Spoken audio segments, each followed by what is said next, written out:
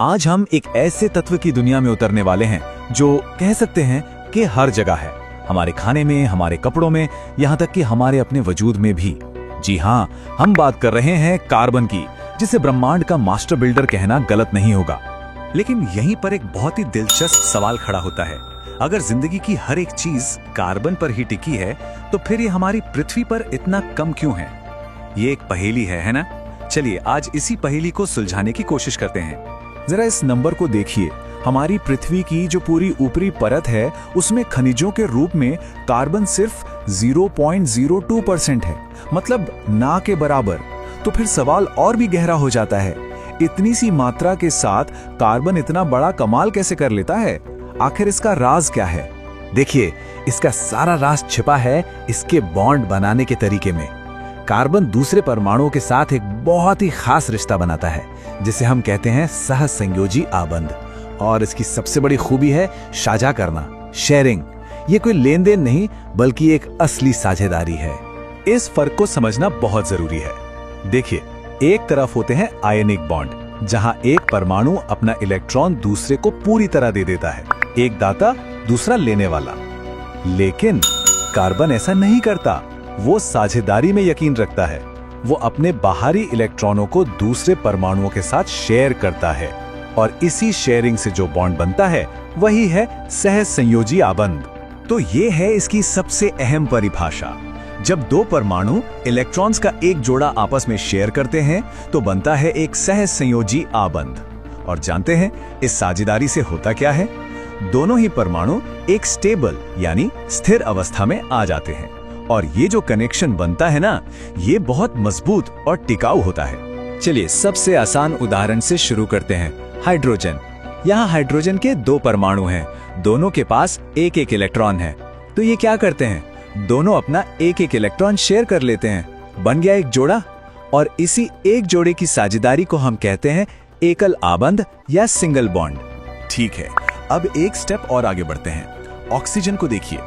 Oxygen के परमाणु को स्थिर होने के लिए दो इलेक्ट्रॉनों की जरूरत होती है। तो वो क्या करते हैं? वो दो दो इलेक्ट्रॉनों की साझेदारी करते हैं, मतलब कुल दो जोड़े शेयर होते हैं, और इसे हम कहते हैं द्विआबंध या डबल बॉन्ड। जाहिर है ये सिंगल बॉन्ड से ज्यादा मजबूत होता है। और अब आते हैं नाइट्रोजन पर। यहाँ तो कमाल ही हो जाता है। नाइट्रोजन के अणु में 3 जोड़ी इलेक्ट्रॉनों की साझेदारी होती है। 3 जोड़े, इसे कहते हैं त्रिआबंध या ट्रिपल बॉन्ड। और ये एक बहुत ही शक्तिशाली बॉन्ड होता है।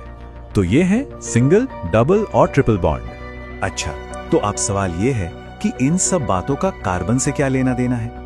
असल में यही सहसंयोजी आबंध कार्बन को 2 ऐसी सुपर पावर्स या महाशक्तियां देते हैं जो उसे बाकी सारे तत्वों से एकदम अलग और खास बना देती हैं। पहली सुपर पावर है चतुसंयोजकता। सुनने में थोड़ा मुश्किल लग सकता है, पर इसका मतलब बहुत सीधा है। कार्बन के बाहरी शेल में 4 इलेक्ट्रॉन होते हैं, मतलब उसके पास 4 हाथ हैं, और इन 4 हाथों से वो एक ही वक्त पर 4 अलग अलग परमाणुओं से बॉन्ड बना सकता है। और यही खूबी उसे इतना वर्सेटाइल, इतना बहुमुखी बनाती है। इसका सबसे क्लासिक उदाहरण है मीथेन, यानी कि CH4। यहाँ देखिए, बीच में एक कार्बन का परमाणु है, और वो अपने चारों तरफ हाइड्रोजन के 4 परमाणुओं से जुड़ा हुआ है। 4 अलग अलग सहसंयोजी आबंध। ये एक बहुत ही स्टेबल मॉलिक्यूल है। हम जो नेचुरल गैस इस्तेमाल करते हैं वो यही तो है। और अब बारी है दूसरी और शायद सबसे जबरदस्त सुपर पावर की, जिसका नाम है श्रृंखलन। इसका मतलब है कार्बन की खुद के ही दूसरे कार्बन परमाणुओं के साथ जुड़कर लंबी लंबी स्थिर चेन बनाने की अनोखी काबिलियत। सच मानिए, कोई भी दूसरा तत्व ये काम इतनी अच्छी तरह से नहीं कर सकता। जरा इस टेबल को देखिए। एक कार्बन परमाणु से बना मीथेन, 2 कार्बन जुड़े तो बना एथेन, 3 जुड़े तो प्रोपेन। और ये सिलसिला यहाँ रुकता नहीं है। ये चेन 10, 20, 100, यहाँ तक कि हजारों कार्बन परमाणुओं तक लंबी हो सकती है। और क्योंकि कार्बन कार्बन बॉन्ड बहुत मजबूत होता है, ये चेन बहुत स्टेबल भी होती है। तो सोचिए क्या होता होगा जब कार्बन अपनी श्रृंखलन की शक्ति का इस्तेमाल सिर्फ और सिर्फ दूसरे कार्बन परमाणुओं से जुड़ने के लिए करता है। तब हमें एक ही तत्व के कई बिल्कुल अलग अलग रूप देखने को मिलते हैं। इन्हें हम कहते हैं अपर रूप या एलोट्रोप्स। तो ये वाकई हैरान करने वाली बात है। एक तरफ हीरा, दूसरी तरफ ग्रेफाइट, दोनों के दोनों 100% कार्बन है। तो फिर फर्क किस चीज का है? सिर्फ परमाणुओं के जुड़ने के तरीके का। हीरे में हर एक कार्बन परमाणु 4 और कार्बन परमाणुओं से जुड़कर एक बहुत ही मजबूत 3D स्ट्रक्चर बनाता है। इसीलिए तो वो दुनिया का सबसे कठोर पदार्थ है। वहीं ग्रेफाइट में कार्बन के परमाणु परतों में यानी लेयर्स में जमे होते हैं। ये परतें एक दूसरे पर फिसल सकती हैं और इसी वजह से ग्रेफाइट इतना नरम और चिकना होता है। और बात यहीं खत्म नहीं होती। वैज्ञानिकों ने कार्बन का एक तीसरा रूप भी खोजा है, बकमिंस्टर फुलरीन।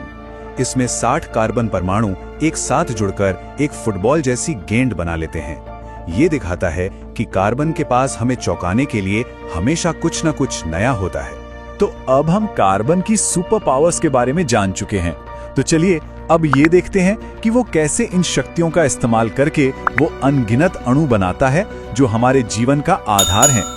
देखिए, कार्बन के अणु 3 तरह के बेसिक ढांचे या स्केलेटन बना सकते हैं। पहला, वो सीधी चेन हो सकती हैं, जैसा हमने प्रोपेन में देखा था।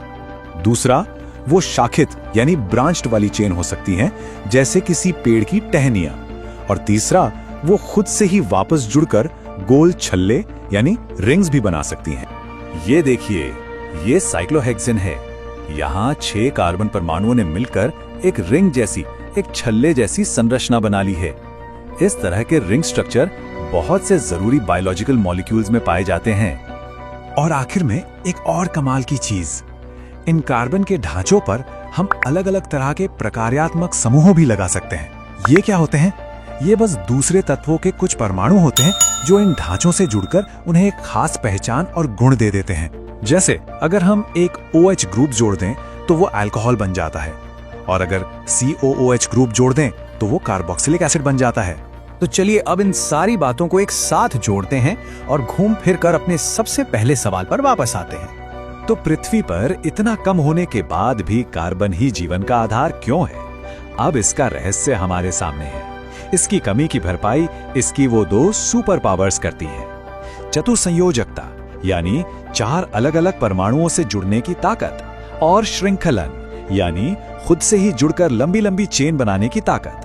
इन्हीं 2 गुणों की वजह से कार्बन लाखों करोड़ों अलग अलग तरह के कंपाउंड बना सकता है जो जिंदगी को चलाने के लिए जरूरी है। तो बस यही है कार्बन की कहानी।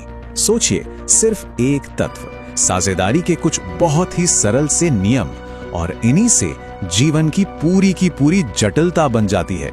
यही तो खूबसूरती है केमिस्ट्री की, जो चुपचाप हमारे चारों तरफ की दुनिया को आकार देती रहती है।